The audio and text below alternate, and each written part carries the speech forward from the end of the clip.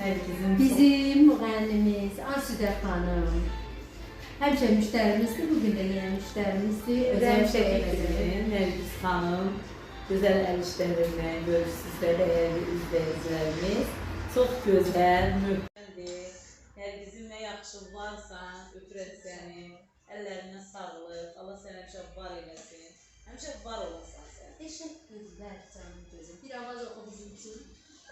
Durun dolanın başına, durun dolanın başına.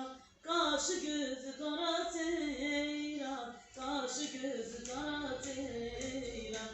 Həsrətindən xəstə düşdüm, həsrətindən xəstə düşdüm.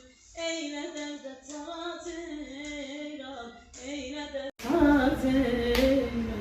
Qaşı gözü qara ceyran, qaşı gözü qara ceyran.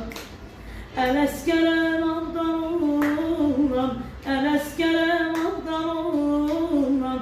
Eşqin girdabında qalam, eşqin girdabında qalam. Küstürmüşəm könlünü Allah, küstürmüşəm könlünü Allah. Yalvara yalvara ceyran, yalvara yalvara ceyran. Yalvara yalvara ceyran, yalvara yalvara ay Nərgiz. Gözəl Nərgizim, möhtəşəmsən, Allah sənə həmişə var eləsin.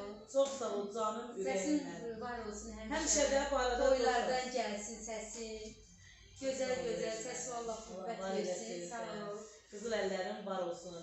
Bu arada dəyərli izləyicilərim, həmişə mən şəhər toylarına gələndə, yəni Bakı toylarına gələndə mənim toylarına Nərgiz xanım bəzəyir. Çox əl işi var. Efirlərə də mən bəzəyirəm. Efirlərə də, efirlərə toylara, mən yaxşı toylara, yaxşı efirlərin hamısına Nərgiz xanım gəldim.